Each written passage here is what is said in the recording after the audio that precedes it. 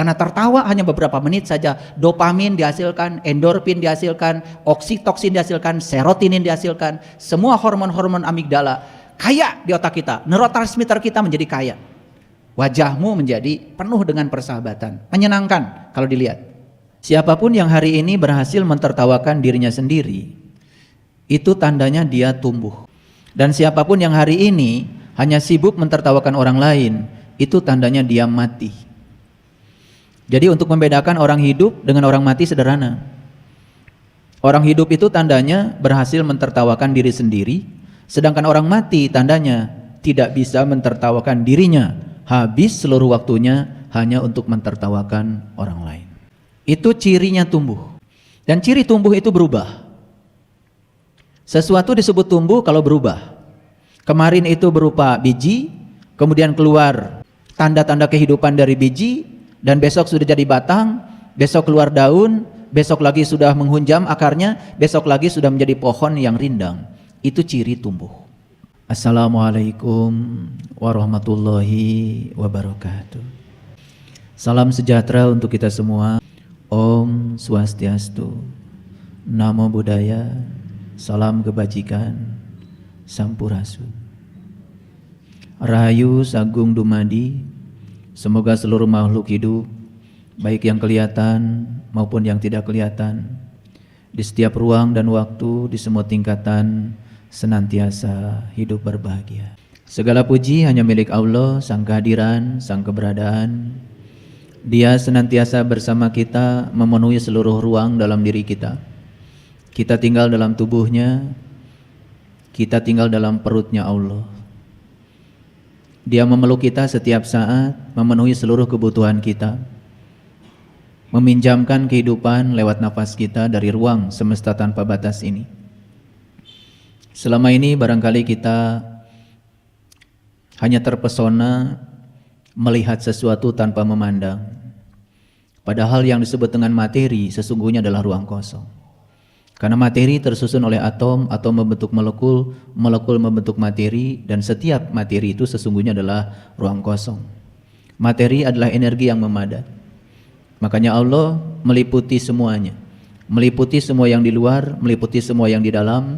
Tidak ada satu materi pun yang tidak diliputi olehnya. Semoga kesadaran ini sudah terbangun dalam diri kita. Oleh karena itu Allah memberikan izin kepada kita lewat tubuh kita untuk menyaksikan kecerdasan semesta tanpa batas yang meliputi seluruh ruang kosong ini dengan menunjukkan cahaya di atas cahayanya. Karena dari semua bentuk energi yang gampang untuk disaksikan adalah cahaya. Oleh karena itu jangan heran kalau pencapaian spiritual di tingkat awal yang diawali oleh semua para nabi, para rasul adalah menghadirkan dan menyaksikan cahayanya. Beruntung para sahabat yang sudah diterangi pohon zaitun yang kegelapan dalam diri ini, sehingga pohon zaitunnya sudah terang benderang, bodhisatwanya sudah terang berang, sehingga kita bisa mengalami maulid setiap saat, di setiap ruang dan waktu. Bagi orang yang berkesadaran, maulid bukanlah peringatan yang diperingati setahun sekali, tapi maulid itu adalah lahirnya kesadaran kita setiap saat. Dan kalau kita sadar sesungguhnya di setiap ruang dan waktu, tubuh kita itu bukan tubuh yang kemarin.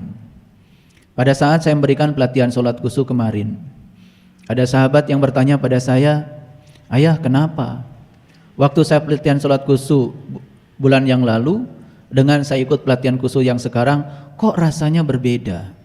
Dan sekarang rasanya saya bisa manunggal, bisa menyatu, walaupun cuma 1 rakaat saya melakukan sholat." Jawaban saya sederhana, kamu tidak sadar bahwa sesungguhnya saya 2 bulan yang lalu dengan saya yang hari ini sudah bukan Saipul yang sama. Kesadaran saya sudah berbeda. Secara fisik, secara fisiologi, atom-atom penyusun tubuh saya sudah bukan yang lalu lagi. Bahkan Saipul yang kemarin dengan Saipul yang hari ini sudah berbeda. Jadi jangan heran kalau saya berbicara ayat yang sama, kemudian kalian mendapati kesadaran yang berbeda. Itulah yang disebut dengan lapisan-lapisan langit, lapisan-lapisan kesadaran yang tidak pernah akan ada habisnya. Oleh karena itu beruntung mereka yang sudah menemukan kecerdasan yang melampaui pikiran dalam dirinya. Dan orang-orang yang berbicara hanya menggunakan pikirannya, makanya bicaranya akan rugi. Karena apa? Dia hanya mengulang-ulang yang dia tahu. Tetapi orang yang berbicara melampaui kecerdasan pikirannya, masuk intelijensianya, masuk alam kesadarannya, mengakses alam-alam yang tinggi yang ada dalam dirinya, saat dia bicara pun dia dialiri oleh ilmu-ilmu baru. Itu perbedaan orang sadar dengan orang yang belum sadar. Oleh karena itu mari kita berterima kasih pada semesta yang telah meminjamkan kehidupan kepada kita, yang sekarang hadir sebagai detak jantung kehidupan semesta, dan sekarang mengalir sebagai energi lembut dalam tubuh kita. Mari kita hening sesaat dan rasakan keberadaannya, rasakan kehadirannya. Dan pada saat yang sama mari kita puji Dia bersama-sama membaca hamdalah. Alhamdulillahi rabbil alamin. Mari kita mohon izin dan berkahnya, semoga Allah membukakan pintu kecerdasan yang melampaui pikiran, sehingga hari ini kita akan dialiri, dihujani ilmu-ilmu yang akan melewati intuisi kita, dan kita sapa asmanya dengan kelembutan dan cinta seraya membaca basmalah. Bismillahirrahmanirrahim. Atas nama-Mu ya Allah yang Maha Pengasih dan Maha Penyayang, bukakanlah pintu kecerdasan kami. Alirilah kami dengan pengetahuan sejati yang akan menjadi syafaat bagi kami, yang akan mensejahterakan lahir batin kami. Amin. Topik kita kali ini seperti yang sudah saya share di grup, berhasil mentertawakan diri sendiri. Siapapun yang hari ini berhasil mentertawakan dirinya sendiri, itu tandanya dia tumbuh. Dan siapapun yang hari ini hanya sibuk mentertawakan orang lain, itu tandanya dia mati. Jadi untuk membedakan orang hidup dengan orang mati sederhana. Orang hidup itu tandanya berhasil mentertawakan diri sendiri, sedangkan orang mati tandanya tidak bisa mentertawakan dirinya, habis seluruh waktunya hanya untuk mentertawakan orang lain. Itu cirinya tumbuh. Dan ciri tumbuh itu berubah. Sesuatu disebut tumbuh kalau berubah. Kemarin itu berupa biji, kemudian keluar tanda-tanda kehidupan dari biji, dan besok sudah jadi batang, besok keluar daun, besok lagi sudah menghunjam akarnya, besok lagi sudah menjadi pohon yang rindang. Itu ciri tumbuh. Dari mana tumbuh itu dimulai? Tumbuh itu dimulai pada saat kita sukses mentertawakan diri kita sendiri. Karena kita terlalu lama mentertawakan orang lain. Hari ini saya akan berbicara tentang diri saya. Karena kalau saya bicara orang lain, pertama saya tidak tahu apa yang dirasakan dan dialami oleh orang lain. Yang kedua, saya membatasi diri karena saya tidak berhak membicarakan siapapun. Saya akan mengawali pembicaraan hari ini dengan perjalanan saya. Saya lahir di sebuah keluarga yang sangat ketat beragama. Orang tua saya, kata orang di kampung, adalah tokoh agama. Disebutnya juga kiai. Dan saya beruntung dilahirkan dari ayah dan ibu yang semacam itu. Karena itulah ayah ibu terbaik yang telah menjadikan saya hari ini seperti ini. Dari kecil saya dididik untuk taat beragama. Dari kecil saya sudah diajarkan agama saya apa. Dari kecil saya sudah diajarkan kalau ditanya orang, kamu orang beriman atau tidak? Jawab saja, saya orang beriman. Dan secara tidak sadar itu merupakan sesuatu yang bagi saya saat itu penting, secara tidak sadar. Tapi begitu saya dewasa, saya mencapai kesadaran tertentu, saya mulai berpikir, kenapa ya ayah saya berani-berani ngasih label agama tertentu pada saya, tepat pada saat saya saat itu dalam keadaan belum sadar.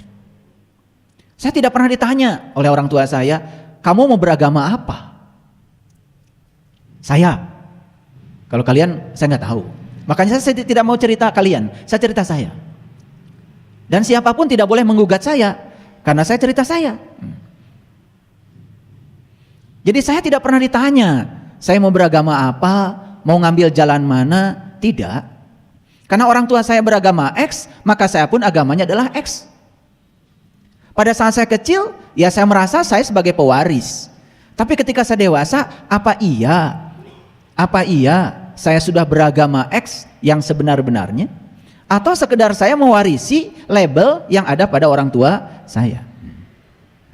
Dan secara otomatis kan, kalau saya beragama X, maka ada runtutan yang mengikuti saya, termasuk ritual-ritual agama yang saya anut. Akhirnya saya seperti robot, nih saya seperti robot, ya, menjalankan semua ritual, menjalankan semua aktivitas agama, ya persis seperti yang dilakukan oleh orang tua saya. Dan pada saat itu, saya mulai belasan tahun, saya mulai banyak bertanya sama orang tua saya. Pertanyaan-pertanyaan yang sangat alami, tidak dibuat-buat, yang lahir dari kecerdasan saya sendiri. Harusnya kan boleh, karena kecerdasan itu diberikan Tuhan memang untuk supaya kita cerdas. Dan saya terus terang saja, setiap saya bertanya secara bebas, menurut kehendak kecerdasan saya tidak pernah mendapat jawaban yang memuaskan. Bahkan lebih banyak orang tua saya marah pada saya. Hanya bertanya yang sederhana saja, sebetulnya Allah itu apa? Itu kan pertanyaan alami. Hak asasi saya yang harusnya dipenuhi kan oleh orang tua, tapi saat itu saya tidak mendapatkannya. Ketika orang tua saya mengatakan kalau berdoa itu coba menengadahkan tangan ke atas. Dan saya tanya orang tua saya, kenapa saya harus berdoa menegakkan tangan ke atas? Dan orang tua saya bilang Tuhan ada di atas. Ya saya bertanya lagi, di atas mana? Apa di atas pohon? Apa di atas rumah kita? Dan saat itu bungkam. Dan banyak pertanyaan-pertanyaan kritis ketika saya umur belasan tahun dan saya tidak mendapatkannya. Lalu orang tua saya karena bingung dengan saya, lalu saya dititipkan di pesantren ini, pesantren ini, pesantren ini, sama modelnya. Saya bukan mau merendahkan pesantren, yang saya dapat jawabannya marah dan tidak jelas. Saya disuruh bersahadat, ya saya disuruh baca aja. Kata bapak saya, sahadat, asyhadu alla ilaha illallah wa asyhadu anna muhammadar rasulullah. Nah saya tanyakan, ini saya. Saya tidak cerita siapa-siapa, supaya tidak konflik, saya tidak cerita kalian, saya cerita saya. Sebetulnya sejak dari kecil, saya ini sudah ada dalam diri saya keinginan tertawa, mentertawakan diri saya sendiri. Tapi saat itu tertawa saya tertahan. Dan saya baru tertawa lebar-lebar sekarang. Makanya suka mengajak kalian tertawa kan? Itu, sekarang. Saya tertahan, karena takut kalau saya tertawa, marah lagi orang tua saya. Saya coba disuruh sahadat. Asyhadu an la ilaha illallah, aku bersaksi tiada Tuhan selain Allah. Kan saya bersahadat dengan mulut saya, Kan bersaksi itu semua dengan mulut. Dan saya cuma bertanya, apa boleh saya bersaksi dengan mulut saya? Kan saya belum tahu Allah. Bapak saya cuma menjawab, gak usah banyak nanya, ikuti saja. Nah ketidakpuasan ini kan jadi penyakit bagi saya. Tapi ketidakpuasan inilah yang mendorong saya untuk berjalan melakukan proses pencarian tentang jati diri saya, termasuk juga hal-hal yang masuk akal bagi saya. Kan syahadat itu bersaksi kepada Allah dan bersaksi pada Rasul. Sedangkan saya tahu Nabi Muhammad sendiri sudah meninggal 1500 tahun yang lalu. Fotonya saja sampai sekarang saya belum pernah lihat. Sementara saya harus bersyahadat kepada beliau. Coba. Saya ini, kalau kalian kan gak seperti saya. Saya kan bingung. Mau tertawa, saya juga takut dimarahi. Mau nanya lanjutan juga, saya tidak mendapatkan jawaban. Saya, kalau kalian mah hebat ya, dari kecil suruh begitu, ngikut aja. Kalau saya tuh stres disuruh begitu, saya. Nah ketika saya sudah menemukan syahadat yang sebenarnya, saya sudah bertemu dengan jati diri saya sudah menyaksikan Rasul sejati saya, dan saya sudah menemukan siapa diri saya. Saat itu saya mulai bisa tertawa. Ternyata untuk sampai pada tingkat tertawa itu tidak mudah para sahabat perjalanannya. Saya tidak cerita tertawa seperti kalian terbahak-bahak sambil nyanyi, bukan itu tertawa hari ini. Topik kita adalah tertawa tentang diri sendiri. Saya dari kecil ya taat beragama dan saya sholat. Sama seperti kalian, sholat. Walaupun saat itu juga saya bingung, sholat itu apa? Kenapa rakaatnya 17? Kenapa bukan 18? Kenapa bukan 19? Kenapa bukan 2 rakaat saja? Dan pertanyaan tentang rakaat saja, ini nggak ada jawaban yang pasti bagi saya. Kenapa takbiratul ihram itu begitu? Dan kenapa ketika baca syahadat, kok yang diacungkan telunjuk, bukan kelingking gitu loh? Atau jempol kali? Itu pertanyaan yang terus mengganggu saya dan tidak menemukan jawabannya saat itu. Dan terus terang ya, akhirnya saya itu merengek-rengek ya sama Allah. Saya bilang kalau engkau ada, tolong dong jangan bikin saya bingung. Yang saya heran itu kok orang lain, teman-teman saya nggak pada bingung. Telunjuknya disuruh gini, gini aja. Saya disuruh gini, yang nggak saya lakukan. Makanya saya disebut anak nakal di rumah. Karena nggak taat sama ayah saya. Tetapi ketika ayah saya umurnya 79 tahun, justru saya bisa memberikan pencerahan pada ayah saya tentang semua yang saya pertanyakan. Dan ayah saya mengakui itu. Di usia beliau 79 tahun. Betapa lama untuk sampai di tingkat itu. Dan saat itu beliau berhasil mentertawakan dirinya sendiri. Jadi saya berani mengatakan bahwa siapapun orang yang sudah berhasil mentertawakan dirinya sendiri, berarti dia sudah tumbuh kesadarannya. Dan siapapun yang hari ini hanya sibuk mentertawakan orang lain, merasa diri paling benar, paling suci, seakan-akan dia punya jalan terbaik satu-satunya, bahkan Allah pun dikooptasi oleh dia, gak ada Allah bagi yang lain, hanya untuk dia sendiri. Saya kira belum tumbuh. Jadi hari ini kompetensi yang saya bangun buat kalian sederhana. Selesai kalian mendengarkan ocehan saya, tanya pada dirimu, apakah kau udah tumbuh atau belum? Nah, ciri tumbuh sederhana indikatornya, berhasil mentertawakan diri sendiri. Sampai saya belajar bahasa Arab, apa sih sholat itu? Saya baca ribuan ayat di Quran, apa sih sholat itu? Sampai hari ini, ya hampir banyak orang yang seperti saat itu saya, menganggap sholat itu suatu kewajiban yang di dalamnya saya akan dapat pahala dan kemudian itu akan memasukkan saya ke surga. Itu aja.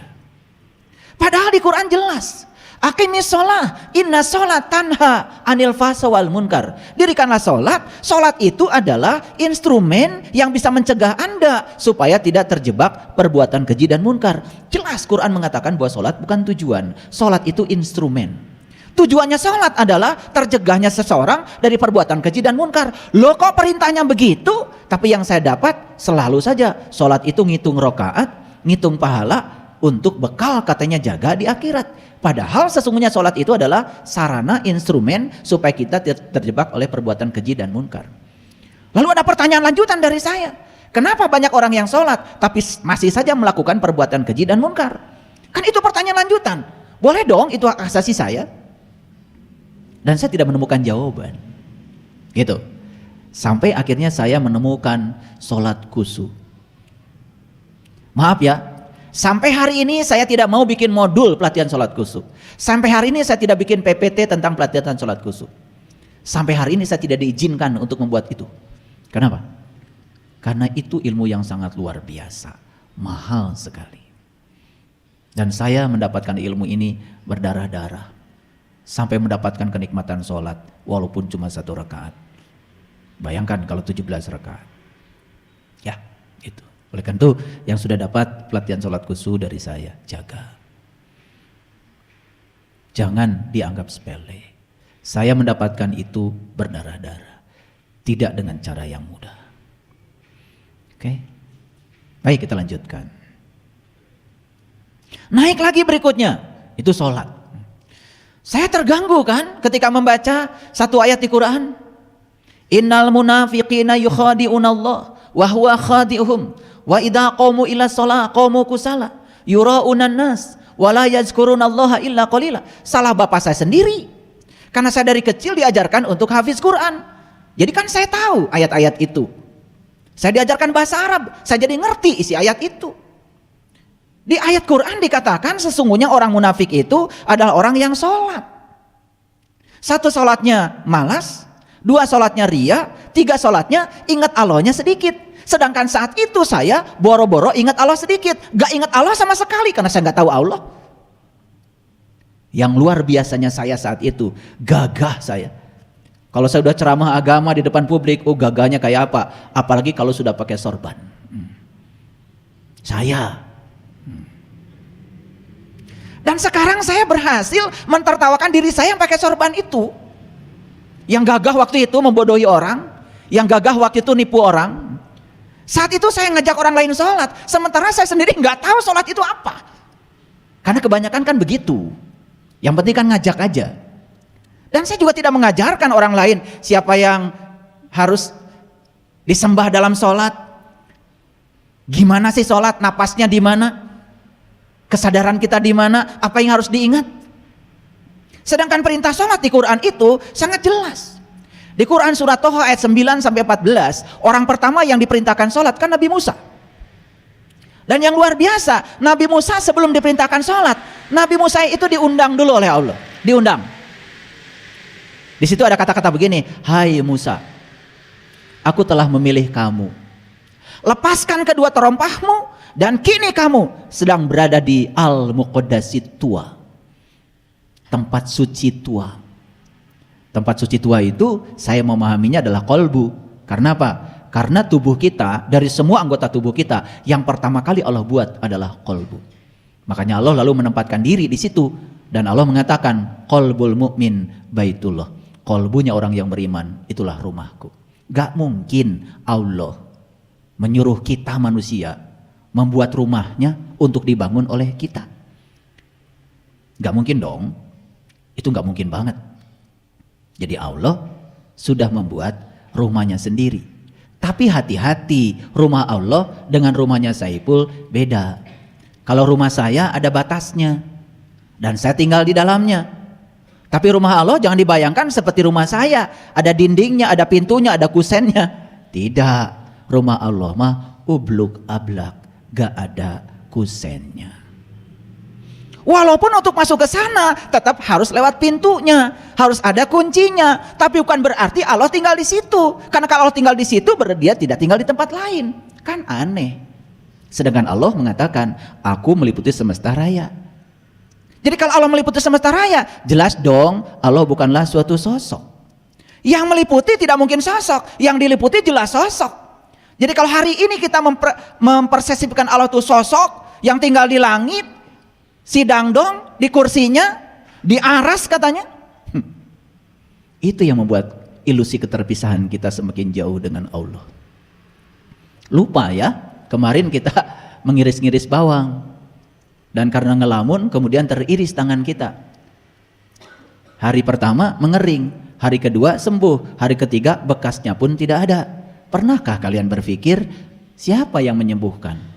Bagaimana sel-sel yang terkoyak itu kok bisa sempurna kembali? Kan kalian biasanya cuma mengiris, tetapi kan yang menyembuhkan dia. Apa dia tidak hadir di telunjuk kita yang teriris itu? Masihkah kita mencari dia di tempat lain? Bukankah dia meliputi Anda? Bahkan Allah mengatakan saking meliputi kita, beliau ngasih alamat lebih dekat daripada urat nadi leher kita. Sedangkan perintah sholat di Quran jelas, aqimis sholata li zikri. Sholat itu untuk mengingat aku. Jadi tidak mungkin seseorang tiba-tiba disuruh sholat, sementara dia belum bisa mengingat dia. Maka Nabi Muhammad kan mi'raj dulu baru sholat. Berarti ada perjumpaan dulu dong sebelum terjadi persembahan. Ada perjumpaan dulu dong sebelum Nabi Muhammad bisa mengingat dia. Kan gak mungkin bisa mengingat kalau tidak ada perjumpaan. Jadi sangat masuk akal kalau Nabi Musa sebelum diperintahkan sholat di Quran surat Toha diundang dulu oleh Allah. Allah mengatakan begitu kok. Ya Musa, hai Musa, aku telah memilih Anda. Pertanyaannya kenapa Musa dipilih Allah? Karena Musa ingin dipilih. Bukan Allah pilih-pilih. Hati-hati. Jadi kalau Anda ingin dipilih seperti Musa, ya Anda harus ingin dipilih. Maka Allah akan memilih. Karena Allah hanya memilih mereka yang ingin dipilih. Jadi sebetulnya Allah ingin mulai semuanya dari diri kita sendiri. Siapa yang punya kehendak, dikehendaki. Yang tidak punya kehendak, tidak akan dikehendaki. Siapa yang ingin dipilih, ya harus ingin dipilih. Maka Allah akan memilih. Nah, kenapa Musa dipilih? Mungkin kita masih berpikir, oh karena Musa itu Rasul. Begitu.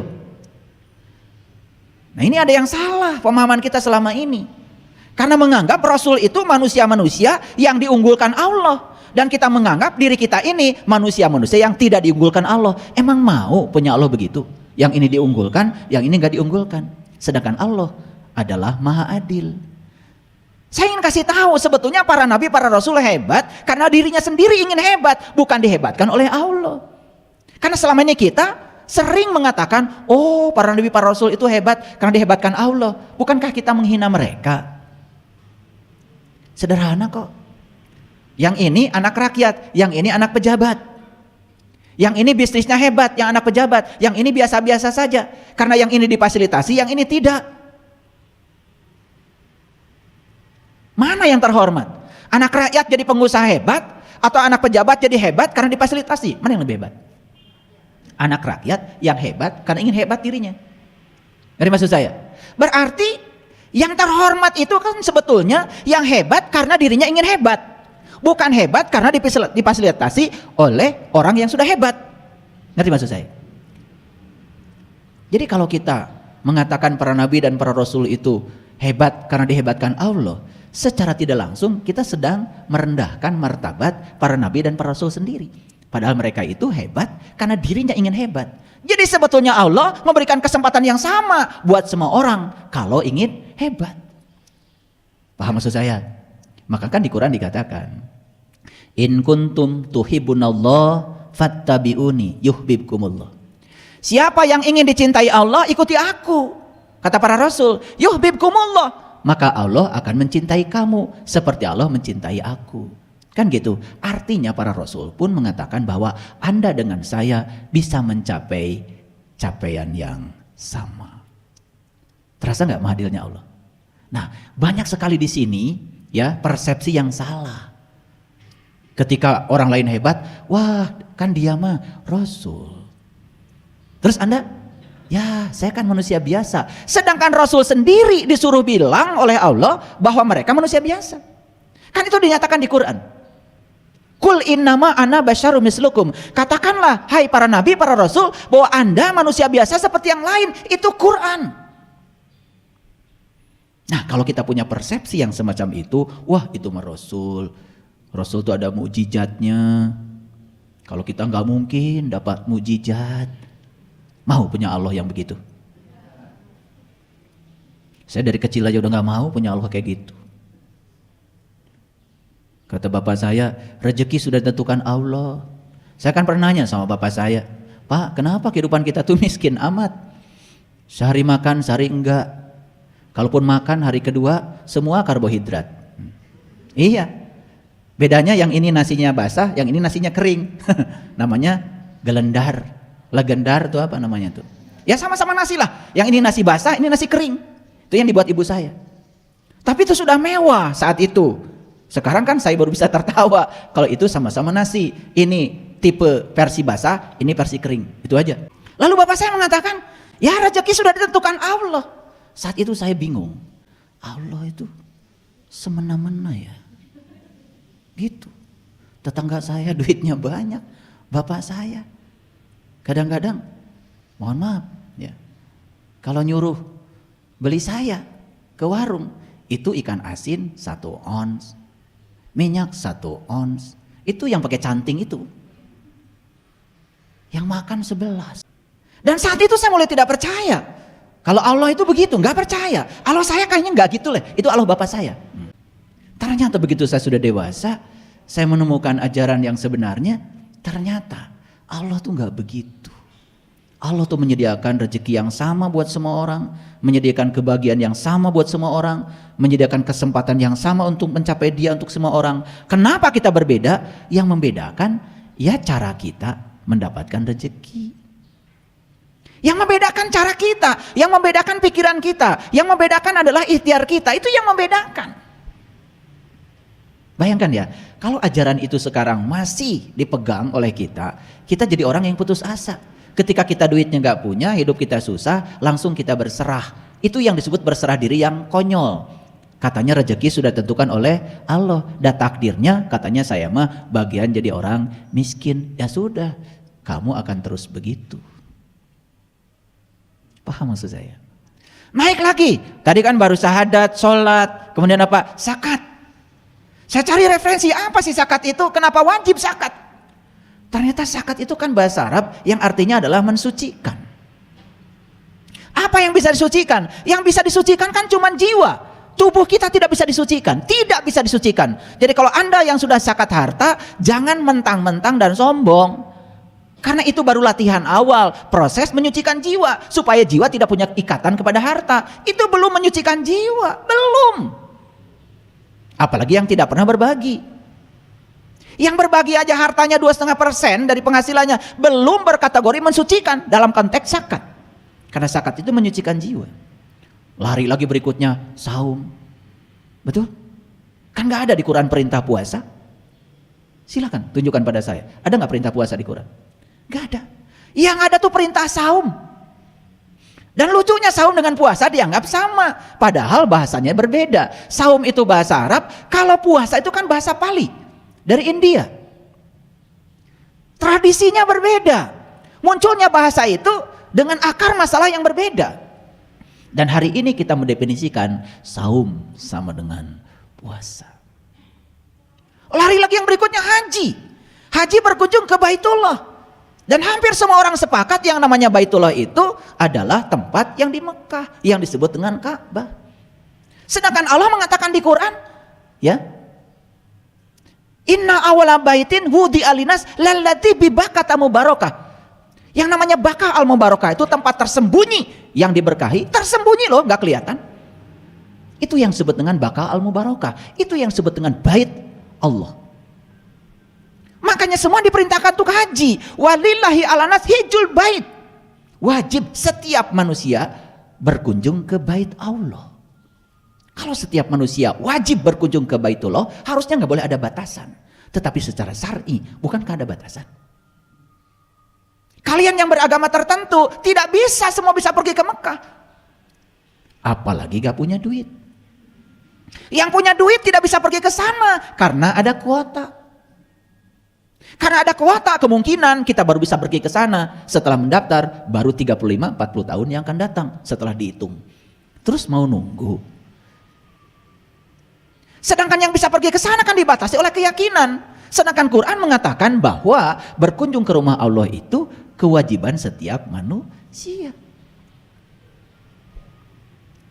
Nah, ini kan sebetulnya hanya sebuah pertanyaan saya pada diri saya. Sekali lagi, saya tidak sedang berbicara Anda. Saya sedang berbicara saya untuk diri saya. Kalau kalian nggak pernah nanya, hebat. Kalian wajah-wajahnya tenang, tidak segelisah saya. Itu waktu saya diajarkan surat Al-Waqiah ini. Waktu saya sedang diajarkan hafiz Quran sama bapak saya. Itu hafiz Quran itu ternyata ada metodenya. Jadi caranya bukan dari Al-Fatihah Al-Baqarah, bukan. Jadi surat-surat terakhir dulu yang mudah. Makanya saya dulu ketika menghafal Quran mulai dari Al-Waqiah. Gak tahu tuh metode orang tua saya begitu. Kemudian turun ke bawah, baru nanti naik lagi ke atas. Baru hafal semuanya. Nah di Quran surat Al-Waqiah kan ada kata-kata begini. Falaula idza balagatil hulqum wa antum hina idzin tangdurun wa nahnu aqrabu ilai minkum walakin la tubsyirun. Ketika nyawamu sampai di kerongkongan, pada saat itu kamu harus melihat, kata Allah. Aku lebih dekat kepada kamu, tetapi kebanyakan manusia saat itu tidak melihat. Wah, saya saat itu kayak disambar geledek itu baca ayat itu. Satu karena saya hafal, yang kedua saya ngerti artinya karena diajarkan bahasa Arab. Kayak kalian kan tenang aja baca ayat manapun. Itu hebatnya kalian. Baca ayat manapun tenang. Berulang kali baca 30 juz, kalian tuh wajahnya tenang. Saya nggak bisa baca Quran 30 juz, nggak bisa. Saya waktu disuruh baca sama bapak saya, Bismillahirrahmanirrahim. Kata bapak saya, setiap pekerjaan yang tidak mulai dengan basmalah putus tidak menjadi amal. Kakak saya, adik saya semua nurut. Saya nggak nurut. Saya di sini tuh ada yang ganjel. Apa argumennya? Apa argumennya? Kemudian dibacakan hadis, bapak saya pinter. Kullu amrin tibalin la yubda'u bi basmalah fahuwa aqta. Setiap pekerjaan yang tidak dimulai dengan basmalah putus tidak menjadi amal.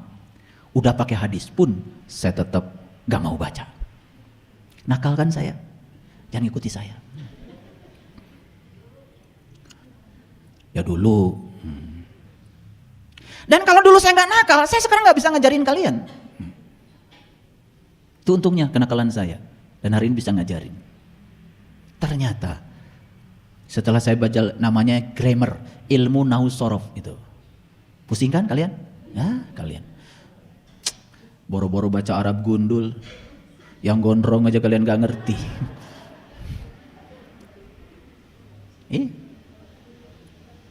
Saya di pesantren dulu disuruh baca kitab kuning. Kitab kuning tuh, warna kertasnya kuning, udah gitu Arabnya gundul, kecil-kecil lagi. Waduh, ya karena saya taat sama guru, saat itu saya belajar. Begitu saya sudah dewasa, saya udah ketemu kitab kuning yang sebenarnya. Ternyata kitab kuning itu ternyata tidak berbahasa tertentu. Ternyata kitab kuning itu ada dalam diri saya. Dan itu kitab saya. Dan saya bisa melihatnya setiap saat. Kuning keemasan, indah luar biasa. Dan kalau saya baca kitab itu, gak ada suaranya, gak ada wajahnya, gak ada kata-katanya. Tahu-tahu saya mengerti. Intuisi saya hidup. Saat itu terjadi resonansi saya dengan alam tinggi. Tanpa kata, tanpa suara. Makanya kata Nabi, pintar tanpa belajar, cerdas tanpa berlatih. Dulu saya baca kitab kuning yang Arab gundul itu. Waduh, pusing saya. Nah ternyata orang tua kita tuh ngasih simbolik. Memang kitab kuning itu gundul. Gundul. Ternyata kitab kuning yang sebenarnya ada dalam dirimu. Bahkan kau tidak pesantren pun bisa. Bahasanya universal, bukan bahasa tertentu. Dan bahasa itu tidak ada katanya, tidak ada suaranya, tahu-tahu mengerti. Itu yang disebut dengan tubuh intuitif. Makanya siapapun yang sudah mencapai tubuh spiritualnya, maka tubuh intuitifnya hidup. Siapapun yang sudah hidup tubuh intuitifnya, tubuh mentalnya hidup. Siapa yang sudah tumbuh mentalnya, maka tubuh energinya hidup. Siapa yang tubuh energinya sudah hidup, tubuh fisiknya sehat. Maaf ya. Banyak yang mengklaim dirinya guru spiritual. Bengek.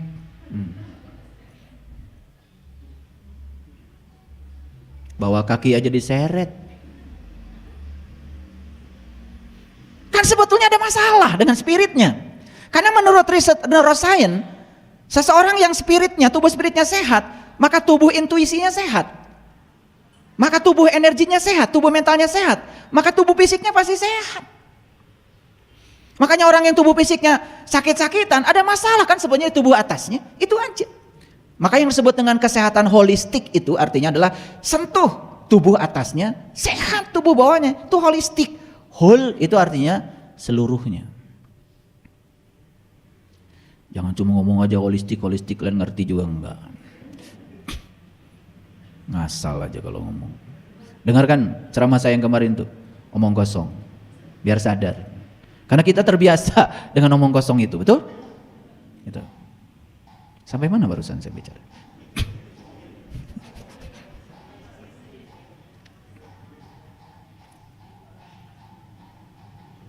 Jadi banyak sekali di sini ada konflik.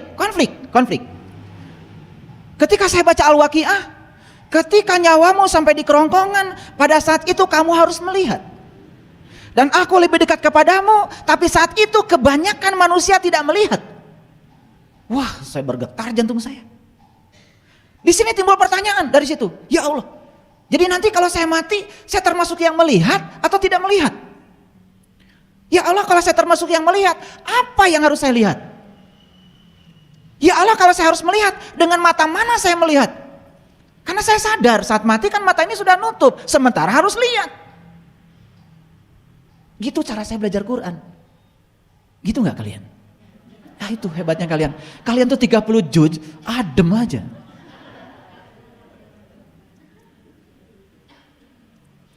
Saya baca satu ayat aja di situ sudah itu.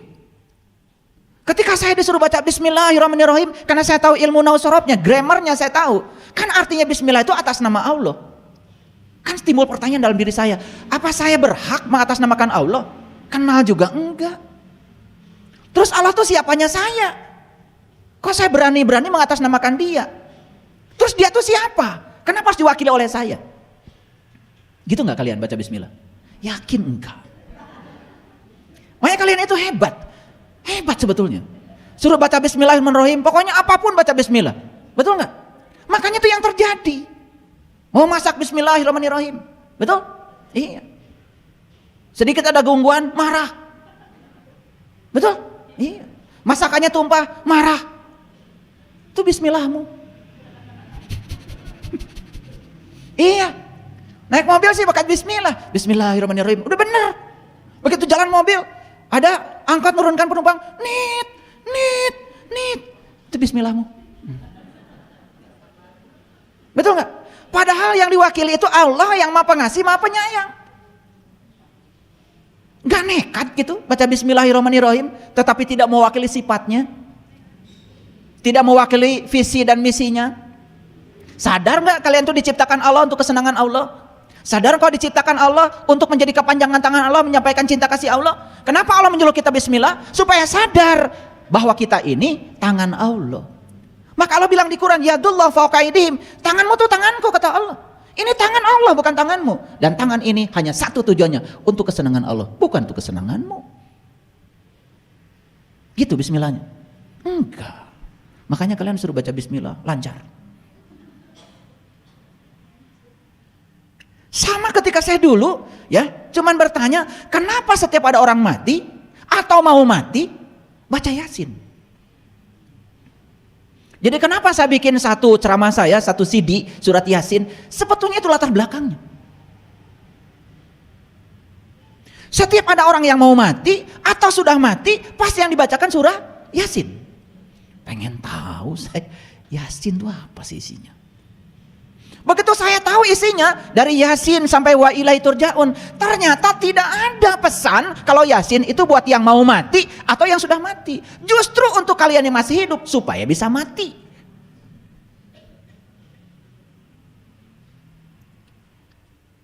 Jadi saya juga tuh dulu sama, kalau ada orang mati baca Yasin kayak kalian, sama. Ya sama, saat itu juga gak ngerti. Cuman bedanya saya nanya, kalian enggak. Kan kalau udah baca langsung dapat pahala toh? Iya. Kapan pahalanya? Nanti. Hebat kalian, luar biasa. Hebat lah. Ketika saya baca Yasin, wahai Sin, di situ saya diam. Siapa yang dihaikan ini dan siapa yang menghaikan? Di situ aja nggak lanjut saya. Saya baca surah Yasin itu terbata-bata, nggak lancar kayak kalian. Kalian kan baru 15 menit udah langsung selesai, betul nggak? Luar biasa. Saya baca baru Yasin, berhenti saya di situ. Otak saya mulai jalan. Yasin, wahai Sin. Kan ada pertanyaan bagi saya, siapa yang menghaikan dan siapa yang dihaikan, kan gitu? Gitu nggak kalian? Hebat kalian itu. Luar biasa memang. Makanya saya itu nggak secepat kalian belajar. Kalian langsung wa ilaihi turja'un. Saya lambat di situ. Lalu saya tanya lagi, kenapa iya itu titiknya 2 di bawah? Kenapa sin itu geriginya 3? Saya kan mulai nanya, nggak mungkin sekelas Nabi Muhammad nulis sesuatu sembarangan, nggak mungkin. Dan kenapa kata sin ini sering sekali disebut-sebut ketika baca sholawat? Sholatullah salamullah ala toha rasulillah, sholatullah salamullah ala yasin habibillah, ala yasin habibillah. Sadar saya, ternyata Yasin itu habibillah, orang yang cintai Allah. Siapa habibillah itu? Apa kita tidak ingin jadi habibillah? Apa tidak ingin kita itu dipanggil Yasin? Kenapa geriginya 3? Ternyata di Quran surat Al-Maidah Allah jelaskan, laqad kafarul ladzina qalu innallaha salisu salasa. Kafirlah orang-orang yang mengatakan sesungguhnya Allah satu dari yang 3. Ternyata konsepsi tentang Allah itu dijelaskan dalam kitab Syirur Asrornya Syekh Abdul Qadir Zailani, Nurullah, Nur Muhammad, Nur Insan. Makanya syahadat itu Nur Insan menyaksikan Nurullah, Nur Iksan menyaksikan Nur Muhammad. Disitulah sinnya ketemu. Oh, berarti saya harus memperbaiki syahadat saya supaya saya bisa merasakan syahadat yang sebenarnya, supaya saya berhak untuk dipanggil Yasin. Begitu sampai di titik itu, wal Qur'anil Hakim, temukanlah bacaan yang bijaksana. Karena kita ini, otak kita ini sudah konsepnya udah begitu. Begitu dengar kata Quran yang terpikir adalah itu. Padahal kalau kita lihat dari bahasa Arab, Quran itu dari qara ayaqra Qur'anan. Quran itu artinya sesuatu yang harus kau baca. Dan ternyata tidak semua orang bisa baca. Yang tulisan itu maksud saya, kan tidak semua orang juga bisa berbahasa Arab. Ternyata ada Quran sejati yang bisa dibaca oleh setiap orang, termasuk ibu saya yang buta huruf pun bisa baca. Makanya di Quran ada perintah, Iqra kitabaka kafa binafsika al-yawma 'alaika hasiba. Bacalah kitabmu dan itulah juru selamatmu. Itu kitab tidak ada bahasanya. Itu yang disebut dengan bacaan yang bijaksana. Wal Qur'anil Hakim, wal Qur'anil Hakim, innaka laminal mursalin. Sesungguhnya ente adalah utusanku. Siapa utusan Allah? Ya siapa saja yang diutus oleh Allah, terserah Allah. Ala sirati mustaqim, yang akan menunjukkan ke jalan siratal mustaqim. Apa tuh jalan siratal mustaqim? Jelas di Quran. Siratal ladzina an'amta alaihim, jalannya orang-orang yang diberi nikmat. Siapa yang diberi nikmat? Jelas di Quran. Wa may yuti'illah wa rasulahu fa ulaika ma'al ladzina an'ama Allahu 'alaihim minan nabiyyin wasyiddiqin wasyuhada. Orang yang diberi nikmat cuma 4. 1 para nabi, para siddiqin, para syuhada dan para solihin. Masuk kalian salah satu dari 4 saja, udah keren. Maka kalian sudah termasuk orang yang diberi nikmat. Kalau kalian sudah termasuk orang yang diberi nikmat, berarti kalian sudah masuk ala siratil mustaqim. Sampai situ aja dulu Yasinnya. Udah keren. Apalagi sampai wa ilahi tur itu ya. Jadi ternyata Yasin bukan untuk yang mati. Yasin itu untuk yang hidup supaya bisa mati dan kembali kepada alam asalmu. Ini. Nah, jadi yang namanya ilmu itu syaratnya harus 3. 1 harus memenuhi asas koherensi. Ilmu itu harus koheren, tidak boleh bertentangan dengan akal pikiran yang sehat. Gak boleh, gak boleh.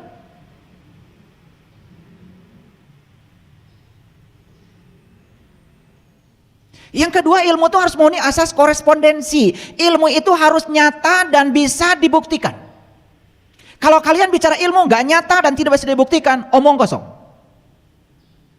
Dan yang ketiga, syarat ilmu itu harus memenuhi asas pragmatis. Itu berdasarkan filosofi ilmu. Itu yang namanya filsafat ilmu itu. Agak kuliah sedikit lah, serius. Nah yang ketiga, ilmu itu harus memenuhi asas pragmatis. Pragmatis itu ilmu harus bisa memberikan manfaat. Jadi satu, ilmu itu harus koheren, tidak boleh bertentangan. Yang kedua, harus korespondensi, nyata dan bisa dibuktikan. Dan yang ketiga, harus memenuhi asas pragmatis. Ilmu itu harus memberikan nilai manfaat. Saya sekarang mau tanya, kalian tahu kan cerita Nabi Musa bertemu Tuhan? Tahu kan? Ilmu bukan itu. Bukan. Enak aja. Itu berita. Oh dulu Nabi Musa pernah bertemu Tuhan. Siapa yang bertemu Tuhan? Musa. Kapan? Dulu. Ilmu bukan itu? Bukan. Enak aja. Kalau kalian jadi Musa, nah, learning to be menjadi Musa, lalu learning to do melakukan yang Musa lakukan, maka saat itu kamu akan mendapatkan pengalaman persis seperti yang dialami Musa. Oh, dulu Musa ketika berjumpa dengan Tuhan begini toh. Ilmu bukan itu? Nah, sudah masuk tuh kategori ilmu. Jadi kalian cekokin otakmu dengan banyak pengetahuan, apal ini, apal ini, apal ini, apal itu bukan ilmu. Apalagi kalau menggunakan taksonomi kognisi. Namanya ilmu itu harus memenuhi 6 kriteria. 1, kriteria pertama adalah dapat diingat. Yang kedua, dapat dipahami. Yang ketiga, dapat diterapkan. Yang keempat, dapat dianalisis. Yang kelima, dapat dievaluasi. Dan yang keenam, dapat disintesa. Sehingga ilmu itu hasilnya adalah produk. Sekarang kalian tahu kalau dulu ada pemuda masuk ke dalam gua. Namanya Ashabul Kahfi. Ilmu bukan? Bukan. Sepanjang kalian tidak jadi Ashabul Kahfi, pertanyaan saya, lu ini kapan mau masuk ke dalam gua? Oh dulu para pemuda masuk ke dalam gua, gara-gara masuk ke dalam gua dia jadi pemuda yang beriman gitu. Jadi syarat untuk iman harus masuk ke dalam gua, jelas sekali. Nah sekarang kalian kapan mau masuk ke dalam guanya? Enak-enak aja ngaku iman. Kan ilmu itu harus memenuhi asas.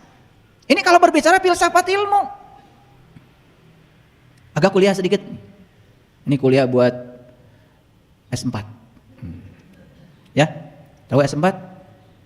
Ya. Susah senyum, senang senyum. Itu sekolah paling tinggi itu. Sekolah paling tinggi S3. S4. Susah senyum, senang senyum. Udah benar tuh belajar.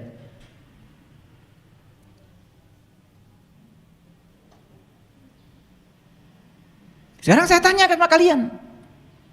Oh nanti bumi ini akan dihancurkan. Namanya kiamat. Setelah dihancurkan, maka nanti ada hari kebangkitan. Semua dari kuburan akan sing para cenghul, bahasa Inggrisnya. Setelah itu dibariskan, betul, masuk alam hisab, gitu? Ya, disitulah ditimbang, betul? Ya, ini masuk surga, ini masuk neraka. Yang di surga selamanya di surga, yang di neraka selamanya. Ilmu bukan itu? Ilmu apa bukan? Cek, pakai asas koherensi. Masuk akal nggak? Apakah ada di Quran yang menyatakan Allah itu maha penghancur sehingga dunia ini dihancurkan? Kan gak ada. Yang ada tuh Allah itu maha pencipta. Bahkan saat dirusak oleh manusia, Allah perbaiki. Loh, kok kiamat jadi hancurnya alam semesta? Bukannya kamu suka bangkit tiap malam? Namanya Qiyamul Lail. Kenapa jadi tidak koheren dengan kiamat yang ini? Makanya Rasulullah mengatakan kiamat sudah dekat, kiamat sudah dekat. Sudah dekat, sedekat kamu. Gak usah nunggu yang itu, belum tentu kebagian. Terus, kan harus bisa dibuktikan. Betul gak? Harus bisa dibuktikan. Harus nyata dan bisa dibuktikan. Dan keyakinan itu harus membawa nilai pragmatis, nilai manfaat. Apa manfaatnya kalian cerita itu berulang-ulang? Gak ada. Gak ada manfaatnya. Tapi coba sekarang terapkan, kiamat itu hari kebangkitan kesadaran saya. Ketika saya bangkit dari kesadaran saya, dari tidak sadar menjadi sadar, maka sekarang saya kiamat, saya bisa mentertawakan diri saya. Setelah saya sadar, saya bisa menghisap diri saya. Saya bisa introspeksi diri saya. Kan begitu? Betul nggak? Kan diterapkannya sekarang. Setelah kita bisa menghisap diri saya, kan berikutnya saya bisa milih. Diri saya ini mau jadi surga, diri saya menjadi neraka, ya terserah saya. Oh di Quran dikatakan surga dan neraka itu sekarang, di sini, saat ini, pada saat kalian masih bernafas. Itu Quran loh. Saya tidak menemukan surga dan neraka itu nanti. Di Quran dikatakan fa'ammal ladina syaqu fa finnar lahum fiha zafirun wa sahikun. gimana kamu mesti bernafas? Sekarang di sini. Kan kalau ditarik ke area itu jadi pragmatis. Koherensinya terpenuhi, korespondensinya terpenuhi, kemudian pragmatisnya terpenuhi. Dan saat kita di kesadaran itu, kita akan berbalik ke belakang. Kita akan berhasil mentertawakan diri kita sendiri. Itu tandanya kita sudah tumbuh. Kenapa ya? Kok saya semangat sekali hari ini? Ini baru judulnya aja. Dari tadi bahas judul, nggak masuk-masuk ini.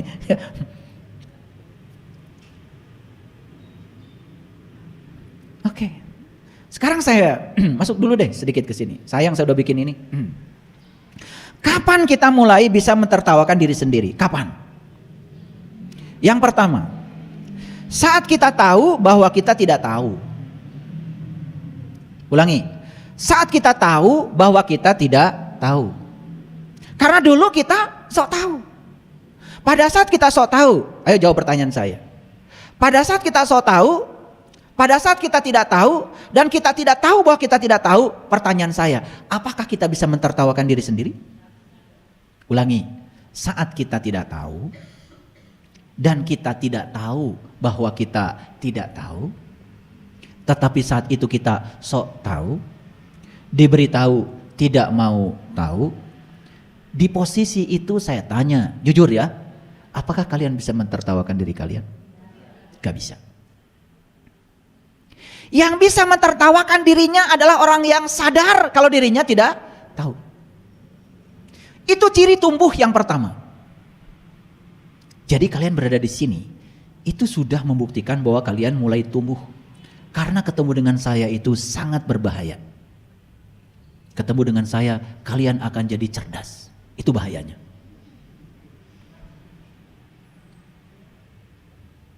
Jadi orang yang berani ketemu saya itu nekat. Karena bertemu saya akan jadi cerdas. Dan itu sangat berbahaya.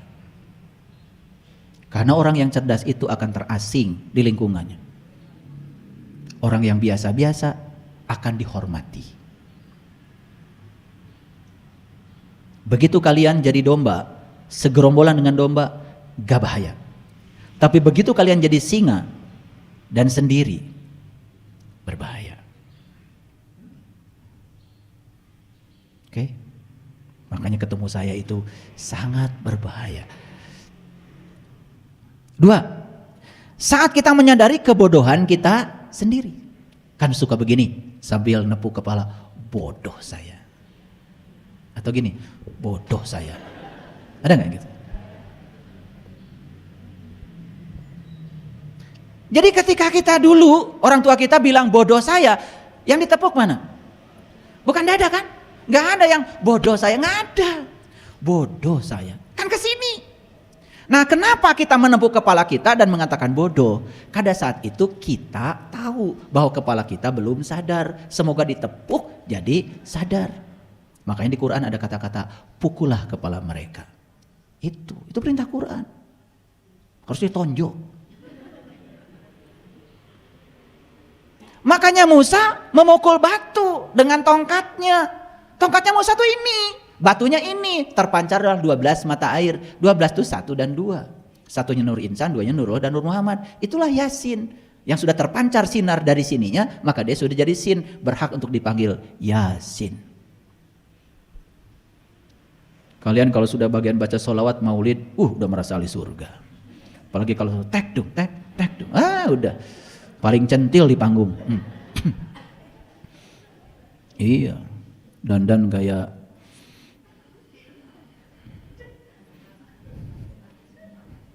merah-merah. Itu. Tiap tahun gak ada kemajuan itu aja. Saya bukan anti seni, tapi bagus kalau seni itu ada kesadaran.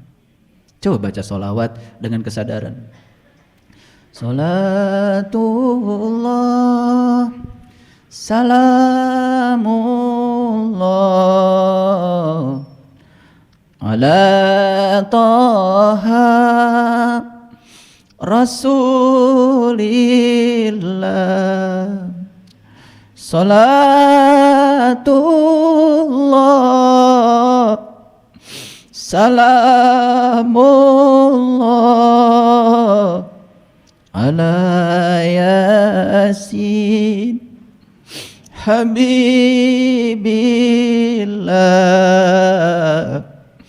ala Yasin Habibillah tawassalna Bismillah wabil hadi Rasulillah wa kulli mujahidillah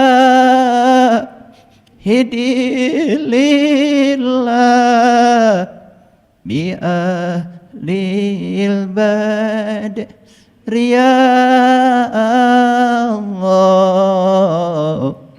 bi ahlil bad Ya Allah. Nangis. Apa? Karena saya sudah tahu siapa Toha, siapa Yasin.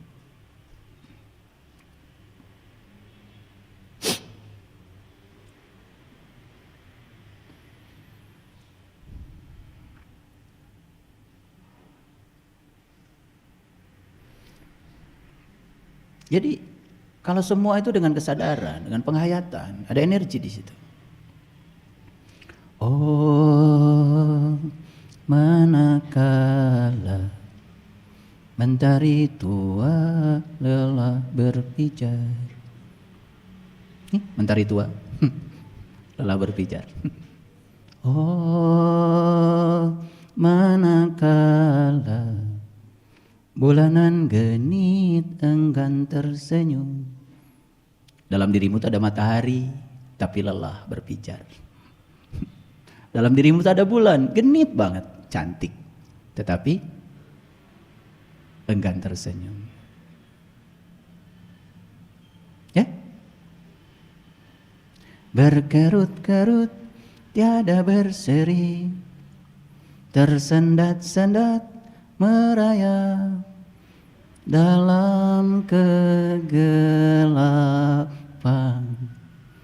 Hitam kini, hitam nanti. Mau sampai kapan kamu hitam? Kini hitam, nanti hitam.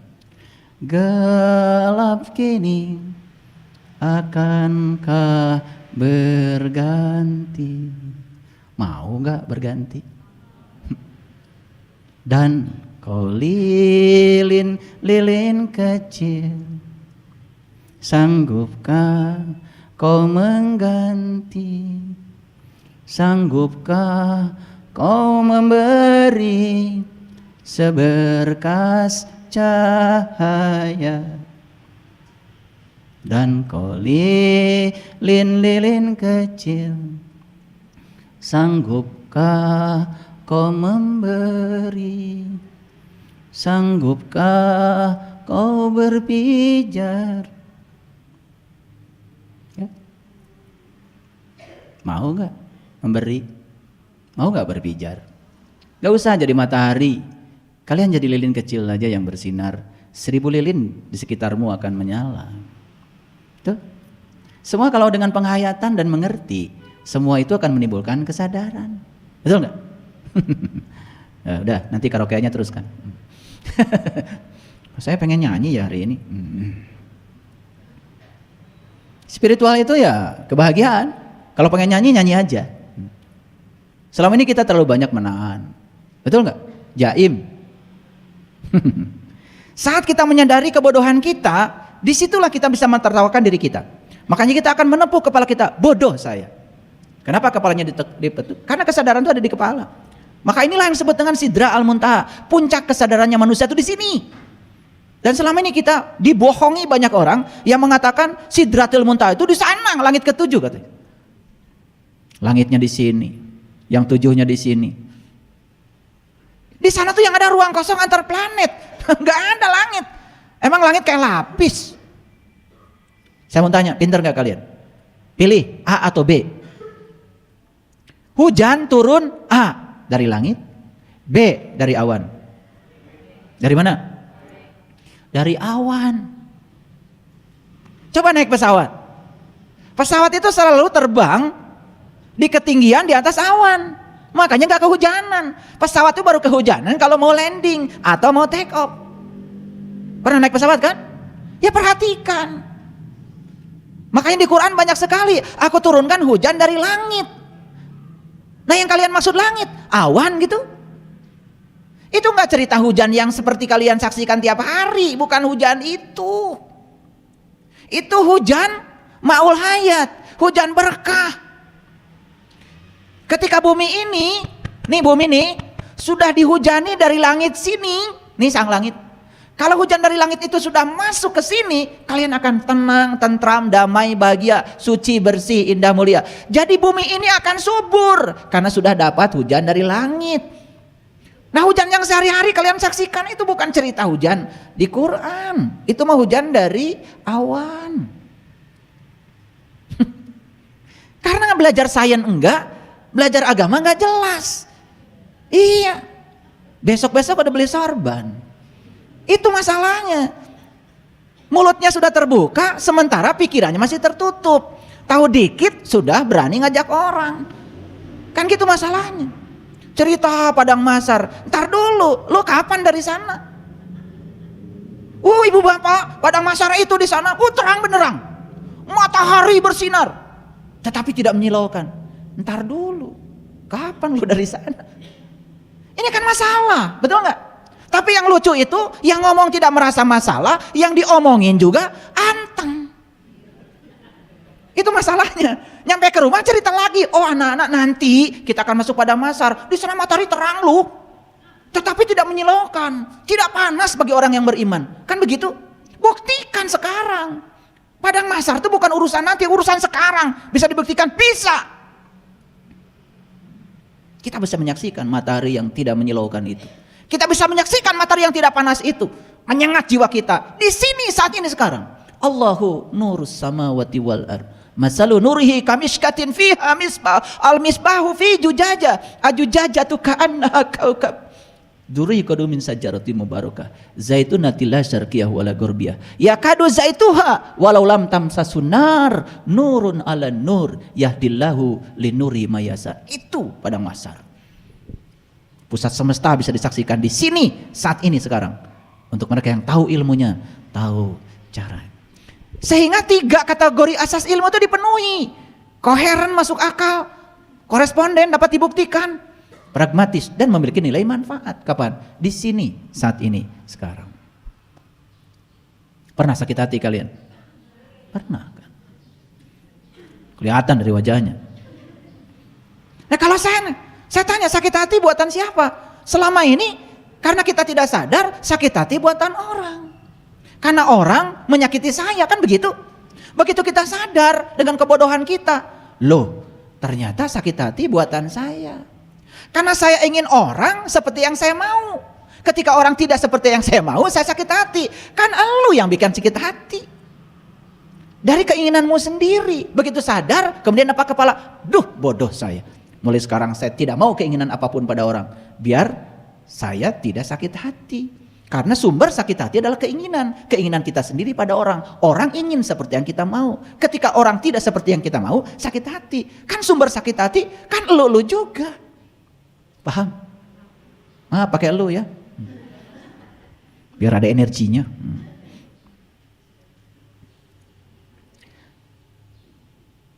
Saat kita mengetahui kebodohan kita tertawa. Contoh. Saya dari dulu ngaku orang beriman. Ngaku kan? Saya dari dulu ngaku orang Islam. Dari dulu kan? Pernah nanya enggak? Ngaku ke siapa?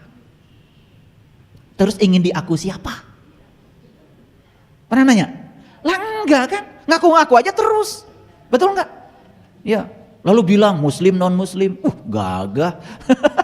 Bilang orang lain non muslim. Saya muslim. Gagah. Sebenarnya nggak tahu apa muslim atau non muslim. Muslim itu orang yang sudah bisa merasakan rasanya Islam. Islam itu pasrah total kepada Allah, damai, sejahtera itu Islam. Maka itu syarat mati. Non-Muslim, orang yang belum merasakan rasanya Islam. Bukan orang yang berbeda agama dengan Anda. Gimana sih? Paham sampai sini? Oh, ternyata non-Muslim itu saya. Ketawa tuh terbahak-bahak. Oh, saya baru sadar kalau Muslim saya itu baru diaku sama Pak RT. Kan gitu. Waktu bikin KTP kan ditanya, nama, bulan Pak RT, tanggal lahir, ya, 31 Maret. Ya biar nggak ada tanggal lahirnya. Alamat, hobi, ada hobi di KTP ya. Tanya, agama apa kata Pak RT? Islam Pak RT. Diaku langsung Pak RT, dituliskan Islam. Kalian gak sadar kalau Islam itu baru diaku Pak RT. Pernah nanya, apakah Allah sudah ngaku Anda Islam? Padahal syarat mati harus Islam. Islam itu tingkatan spiritual yang harus kita capai dalam hidup. La tamutunna illa wa antum muslim. Saya hanya mengingatkan saja, karena selama ini kita tidak sadar. Karena kita sudah mengaku dari kecil, seakan-akan pengakuan itu sudah diaku. Ntar dulu. Paham? Gitu. Sekarang bisa tertawa? Bisa. Ayo tertawa dong. Nah, gitu. Itu ketawa itu. Mentertawakan siapa? Ya dirimu sendiri. Karena sudah terlalu lama kamu mentertawakan orang lain. Betul nggak? Iya. Yang ketiga, kapan kita mulai mentertawakan diri sendiri? Yang ketiga, saat kesadaran kita mulai bangkit. Saat kesadaran kita mulai bangkit. Bangkit dari apa? Dari tidur panjang kita dalam keadaan tidak sadar. Yang ikut pelatihan sholat khusyuk dengan saya yakin orang yang sudah mulai bangkit kesadaran. Sudah mulai bertanya, apa sih sholat itu? Apa sih wudhu itu? Betul nggak? Nanya kan? Ingin tahu wudhu itu seperti apa? Sholat itu seperti apa? Karena bertanya, ikut. Karena dia sadar, jangan-jangan wudhu saya, sholat saya, yang selama ini saya lakukan hanya sebatas pengakuan saya. Gimana menurut Quran? Begitu saya jelaskan, ini loh sholat menurut Quran, ini loh wudhu menurut Quran. Banyak yang kaget. Banyak yang kaget. Tetapi kagetnya juga tidak menolak, karena tidak bisa menolak Quran. Karena itu ada perintahnya. Oh, ternyata wudhu itu artinya berpisah. Selama ini saya tahu wudhu itu adalah bersuci. Kan gitu. Begitu disadarkan, bangkit kesadarannya. Baru bisa mentertawakan diri sendiri. Bertahun-tahun saya wudhu, bertahun-tahun saya sholat, ternyata kesadaran saya tidak meningkat. Kan begitu? Sehingga di sini secara pragmatis ada kesadaran baru. 4. Saat pengetahuan kita mulai meluas. Makanya begitu pengetahuan kita meluas, baru kita bisa mentertawakan diri sendiri. Saya dulu, wah namanya ceramah dari kecil. Ceramah kemana-mana, ke kampung-kampung. Sampai waktu saya dulu KKN kuliah kerja nyata. Orang lain tuh KKN ya, minta bekal sama orang tua. Saya itu ngasih duit sama orang tua banyak. Ya, 1 truk itu yang namanya oleh-oleh, bingung saya bawanya. Karena setiap malam saya ceramah ke gunung-gunung itu, dibawa Pak RW, dibawa Pak RT, dibawa Pak Lurah.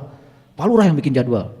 Jadi sesekali Pak Lurah dengerin ceramah saya. Katanya bagus, kata Pak Lurah saat itu. Saya ketawa sekarang. Saya saat itu cerita sholat, cerita sahadat, luar biasa saat itu, luar biasa. Bagus katanya ceramahnya, kata Pak Lurah. Makanya saya dibawa ke kampung-kampung itu, namanya amplop itu. Bayangkan mahasiswa, ya dibayar 50.000 saja. Tahun 88, udah mewah. Betul nggak? 50.000. Belum ada uang 50.000 yang satu itu. Ya, yang 5.000-an banyak itu, tebal. Bahagia sekali itu. Jadi saya itu ya habis KKN tuh belikan TV sama ibu. Ya TV yang pakai sorolok itu kan. Itu. Begitu sampai di kampung diputar itu semut semuanya. Dan sekampung orang bawa obor itu lihat TV saya. Ya. Polisinya semut saja. Ya. Begitu ada yang ngalangkang aja sedikit bayangan, wah katanya Muhammad Ali. Itu orang di kampung, saking ingin nonton Muhammad Ali, begitu ngalangkang, padahal bukan siapa-siapa, Muhammad Ali katanya. Wah itu, udah sekampung cerita semua.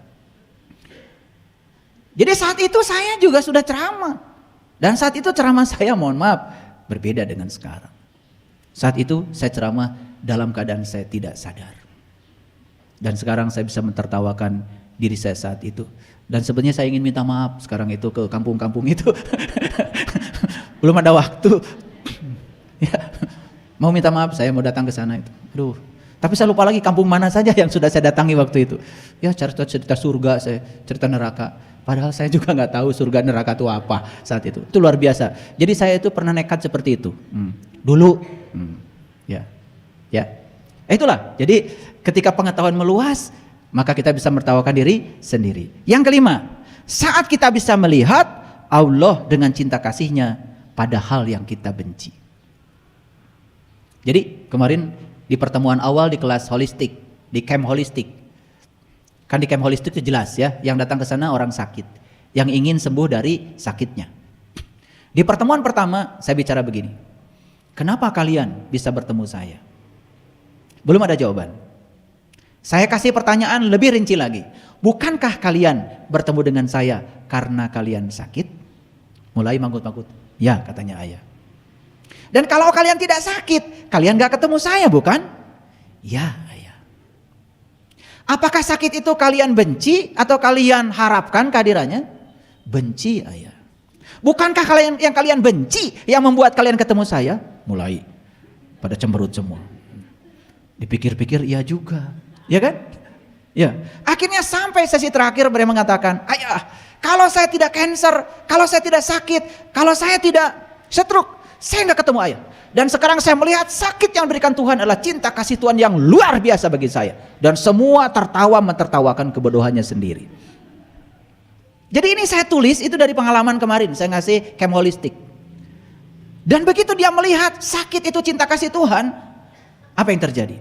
Banyak kesaksian selama seminggu. Ada sahabat kita dari keyakinan lain mengatakan pada saya bertemu dengan Tuhan Yesus. Dan saya bertemu dengan Tuhan, saya merasakan Tuhan bicara kepada saya. Apa yang dibicarakan? Yang dibicarakan gini. Dia mengalami kanker di paru-paru. Dan kanker di paru-parunya menyebabkan paru-parunya basah. Dan setiap berapa hari sekali harus disedot. Paling sedikit itu nanah yang diambil dari paru-paru itu 2-3 liter sekali disedot. Suaranya hilang, tidak ada suaranya. Apa yang terjadi? Ketika seseorang mengatakan sakit adalah cinta kasih Tuhan, bel kesadaran, alarm dari Tuhan untuk membuat saya pulang kepada Tuhan. Dan dia menganggap sakit adalah berkah. Apa yang terjadi? Saat itu, mohon maaf, dia berhenti minum obat. Dan sampai sekarang saya pantau terus, kering ininya, tidak ada nanah lagi. Dan suaranya keluar. Dan saat di pertemuan terakhir dengan saya ajak nyanyi, suaranya keluar. Jadi dia baru mendengar hari ini suara dia sendiri. Karena selama ini terendam suaranya oleh nanah akibat kanker di paru-paru.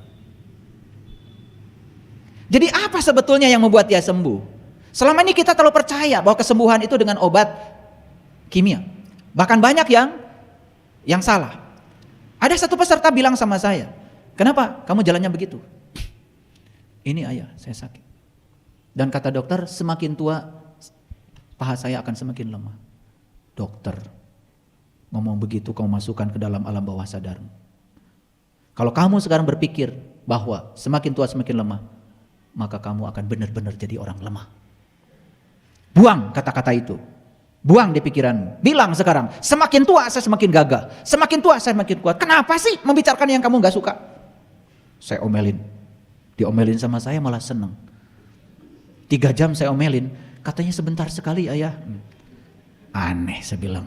Diomelin orang nangis, ini diomelin marah seneng. Yang kedua, kenapa itu sakit? Katanya stroke ini genetik ayah. Genetik, maksud kamu? Ya terwariskan dari orang tuamu. Gila kamu. Orang tuamu memberikan kasih sayang begitu luar biasa. Dan sekarang kamu mengatakan orang tuamu mewariskan stroke. Anak macam apa sebelum kamu ini? Udah tua umurnya, saya omelin. Nangis, meler. Saya ajak meditasi semuanya. Di meditasi itu ibunya datang. Di meditasi itu ayah datang. Memeluk dia erat-erat. Sampai dia teriak-teriak nangis. Setelah itu dia jalannya mulai bagus lagi. Ini para sahabat. Saya bicara fakta. Jadi saya di camp holistik itu banyak sekali saya dapat pelajaran. Ada seorang ibu yang stroke dan kemudian mengatakan pada saya, Kenapa ibu stroke? Dia bicara sama saya. Ayah katanya, dia panggil ayah sama saya. Saya sudah makan sehat, saya vegetarian. Saya tidak makan minyak. Dan itu saya lakukan sejak saya menikah dengan suami saya. Sampai usia saya sekarang. Saya benci sama Tuhan. Karena begitu saya sudah ikhtiar seperti itu, saya masih dikasih stroke. Wah itu, begitu dia bilang dikasih, saya stop dia bicara. Dikasih berarti ada yang ngasih dong. Siapa yang ngasih menurut ibu? Tuhan katanya. Oke. Teruskan ya, gugat saja sekarang Tuhan. Karena Tuhan itu tidak pernah benci kamu. Tuhan itu maha pengasih, maha penyayang. Terus aja omongkan Tuhan. Terus dia ngomong, ngerasa tentang Tuhan. Saya tanya yang terakhir, sudah berobat kemana saja? Saya sudah keliling semua rumah sakit. Ke Singapura, ke Malaysia, saya tetap tidak sembuh. Saya bilang, sepanjang kamu mengatakan Tuhan adalah pemberi penyakit, bukan healer, bukan penyembuh, kamu tidak akan sakit, tidak akan sembuh. Kemanapun kau pergi.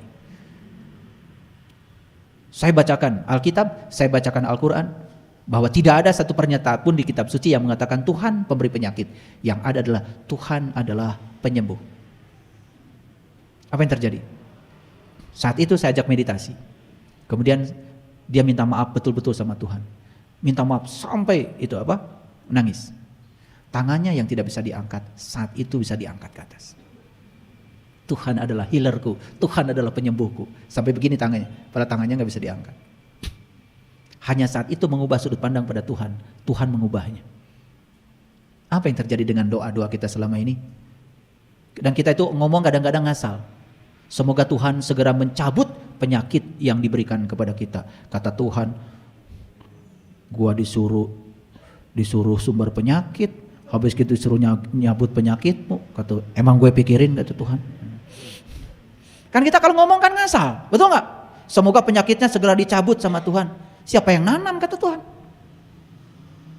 Kan itu sudah nuduh Tuhan, seakan Tuhan yang nanam dan Tuhan yang harus cabut. Lu yang nanam. Sekarang gue yang harus cabut kata Tuhan. Sudah memposisikan Tuhan seperti itu. Padahal di Quran dikatakan, fa iza maritu fahuwa yasfin. Ketika kamu sakit, dialah yang akan menyembuhkan. Keren gak? Bisa tertawa sekarang? Kenapa kalian selama ini sulit sekali mentertawakan diri sendiri? Satu, menganggap kehidupan ini terlalu serius. Terlalu serius. Padahal mentertawakan diri sendiri berarti kita mencintai diri kita sendiri. Belajarlah untuk mentertawakan diri sendiri. Maka begitu kita bisa mentertawakan diri kita sendiri, saya kasih tahu, hidup jadi kelihatan lucu. Dan mulai sekarang berhenti mentertawakan orang lain. Saya bilang tadi di awal apa mentertawakan orang lain? Kalau hari ini kita masih mentertawakan orang lain, itu tanda bahwa kita masih mati, belum hidup. Milikilah kemampuan mentertawakan diri sendiri, maka hidup akan lebih lama dan lebih bahagia. Selama bisa mentertawakan diri sendiri, tidak akan pernah berhenti untuk merasa terhibur. Karena ternyata mentertawakan diri sendiri itu hiburan yang luar biasa. Jadilah orang pertama yang bisa mentertawakan diri sendiri dan jangan terlalu serius. Karena keseriusan itu adalah penyakit. Ya, wajah kalian itu serius banget. Mengerikan. Kayak uka-uka. Saat kita menjadi orang pertama yang mentertawakan diri sendiri, semua orang akan tertawa bersama kita. Ulangi, saat kita menjadi orang pertama yang mentertawakan diri kita sendiri, semua orang akan tertawa bersama kita, bukan mentertawakan kita. Nih, begitu kita sadar semuanya saat ini dengan kebodohan kita, kan awalnya kita mentertawakan diri sendiri, dan ternyata tertawa itu menular. Dan ternyata orang-orang di sekitar kita pun mentertawakan dirinya sendiri. Betul? Dan dia bukan sedang mentertawakan kita. Jangan takut untuk mentertawakan diri sendiri. Hidup tidak seserius yang kita bayangkan. Karena kita sering ditipu oleh pikiran kita. Bahkan pikiran kita ini sering membuat drama, teater. Kadang-kadang membayangkan sesuatu seakan-akan lebih parah dari yang sebenarnya. Itu pikiranmu, suka menipu. Itulah pentingnya belajar kesadaran. Humor adalah hadiah terbaik. Dan jika kita tidak bisa mentertawakan diri sendiri, siapa yang bisa kita tertawakan? Ulangi, siapa yang mau Anda tertawakan? Kalau Anda tidak mentertawakan diri Anda, siapa yang mau ditertawakan? Yang bodoh kamu, yang pengetahuan sempit kamu, yang marah kamu, yang baperan kamu, yang merasa paling hebat kamu, yang merasa paling suci kamu, yang merasa paling benar kamu, tiba-tiba kamu mentertawakan orang lain. Ya? Ya. Sangat mudah mentertawakan orang lain. Jauh lebih sulit mentertawakan diri kita sendiri, tapi itu lebih bermanfaat. Itu meringankan hidup kita. Itu mencerahkan kehidupan orang lain. Itu membangun kepercayaan diri dan harga diri. Itu membuat kita disayangi oleh orang lain. Dan hidup ini terlalu singkat untuk dianggap terlalu serius. Saat kita bisa mentertawakan diri kita sendiri, maka kita akan bebas. Lihatlah ke dalam cermin dan tertawakan diri kita sendiri. Tertawalah pada diri sendiri atau dunia akan mentertawakan kita. Pilihannya begitu. Mana? Mana yang ditertawakan dunia? Mana yang ditertawakan oleh diri sendiri? Ya udah, pilih aja. Seserian, sorangan. Kita tumbuh pada hari di mana kita benar-benar bisa mentertawakan diri sendiri. Dan saya kasih catatan sekali lagi, kita akan tumbuh pada hari, tepat di hari itu kita bisa mentertawakan diri kita sendiri. Oh ternyata penyakit buatan saya. Oh ternyata semua yang saya alami hari ini, penderitaan saya mengundangnya. Oh ternyata hidup itu tarik menarik. Tidak ada yang tertarik ke dalam kehidupan saya tanpa saya menariknya. Oh ternyata like attracts like. Yang serupa ditarik yang serupa. Semua yang terjadi dalam kehidupan saya karena kecemasan saya. Semua yang terjadi dalam kehidupan saya karena pikiran saya. Begitu sadar di situ tertawa. Karena selama ini kita mengira semua yang ada pada diri kita dikirim oleh orang lain. Jadi jika kita tidak mau ditertawakan, jadilah orang pertama yang mentertawakan diri sendiri. Ya, tertawalah dengan keras, seringlah tertawa, dan yang terpenting tertawakan diri sendiri. Maka di Bali ada meditasi tertawa dan ternyata menyembuhkan. Nanti kalau saya ajak meditasi tertawa sekarang kurang tepat, karena nanti orang bingung. Ya, nanti kalau saya bawa ke gunung kalian saya ajak tertawa. Ya biar sehat. Karena habis tertawa wajah kalian keluar dopaminnya, endorfinnya. Gak kayak sekarang. Ya banyak adrenalin. Tertawakan diri sendiri karena akan menangis jika kita tidak melakukannya. Siapapun yang tidak sukses mentertawakan dirinya, siap-siap saja menangis. Jika ingin sesuatu dilakukan dengan baik, lakukan sendiri. Inilah mengapa kebanyakan orang mentertawakan lelucon mereka sendiri. Membuat kesalahan adalah manusiawi. Tersandung adalah hal biasa. Bisa mentertawakan diri sendiri adalah kedewasaan. Jadi orang yang sudah bisa mentertawakan dirinya sendiri itu sudah balik, sudah dewasa. Yang suka mentertawakan orang lain masih kekanak-kanakan. Senang rasanya bisa mentertawakan diri sendiri dan masalah yang dihadapi dalam hidup. Rasa humor bisa menyelamatkan. Sekarang tertawakan semua masalah kita. Karena dengan tertawa masalah bisa diatasi. Karena apa? Begitu kita mentertawakan masalah kita, maka kita akan sadar. Begitu sadar, kita di atas masalah. Kita mengatasi masalah. Masalah gak ada lagi. Terlalu serius aja kita. Mobil ketabrak orang, manyun. Coba sadar, mobil kamu pakai, setiap apapun yang dipakai, ya ada risiko. Risikonya rusak. Daripada manyun lebih bagus tertawa saja. Tenang aja, bawa ke bengkel sembuh. Ya. Jika kamu bisa mentertawakan diri sendiri, ya. Jika kita bisa mentertawakan diri kita sendiri, kita akan baik-baik saja. Jika kita membiarkan orang lain tertawa bersama kita, kita akan menjadi hebat. Jadi orang lain ajak tertawa bersama kita, jangan orang lain mentertawakan kita. Paham? Dari mana mulainya? Dari tertawa untuk diri sendiri. Tawa adalah obat yang terbaik. Jika kita tidak bisa mentertawakan diri sendiri, maka kita tidak bisa mentertawakan hidup dan kekonyolan dari semuanya. Nih peringatan dari saya. Sepanjang kita belum bisa mentertawakan diri sendiri, maka kita tidak akan bisa mentertawakan hidup dengan segala kekonyolannya. Makanya Osho mengatakan, keseriusan adalah penyakit. Yuk, jangan terlalu serius ya. Yang belum bisa nyanyi, nyanyi. Yang belum bisa joget, joget.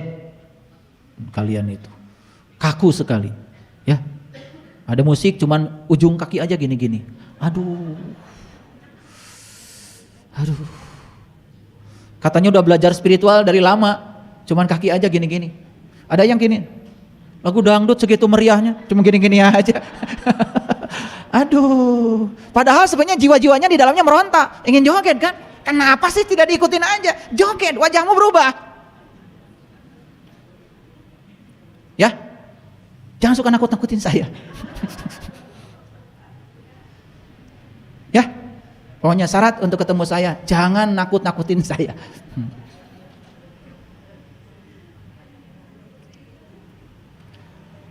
Apa manfaat mentertawakan diri sendiri? Ini agak saintifik nih sedikit.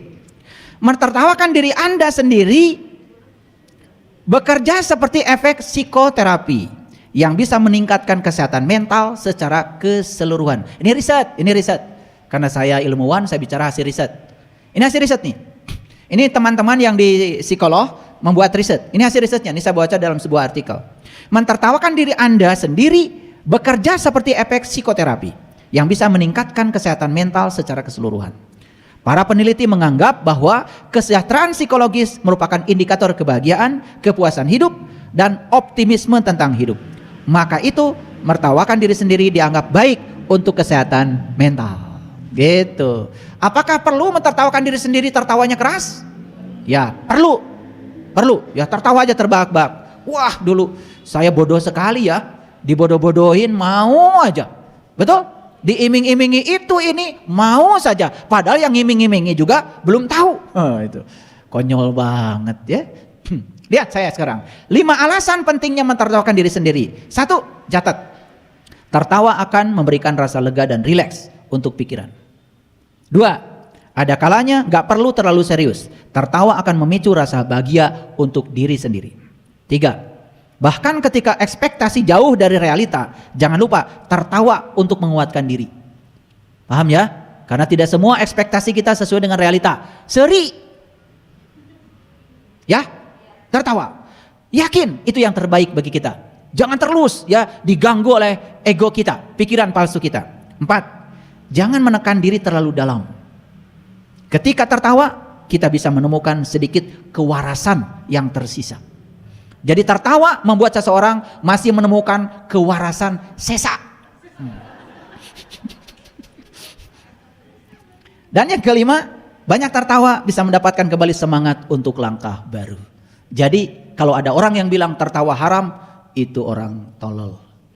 Gak ngerti dia. Kudu balem baik. Coba kalian tertawa enak kan?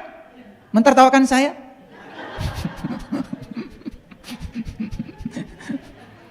Ya, jadi kalau kita nonton stand up comedy, ya terpingkal-pingkal kan, ya, itu bisa menimbulkan kesehatan mental yang luar biasa. Karena tertawa hanya beberapa menit saja, dopamin dihasilkan, endorfin dihasilkan, oksitoksin dihasilkan, serotonin dihasilkan, semua hormon-hormon amigdala kaya di otak kita, neurotransmitter kita menjadi kaya. Wajahmu menjadi penuh dengan persahabatan, menyenangkan kalau dilihat, gitu. Jadi kalau yang serem itu kurang tertawa. Oke?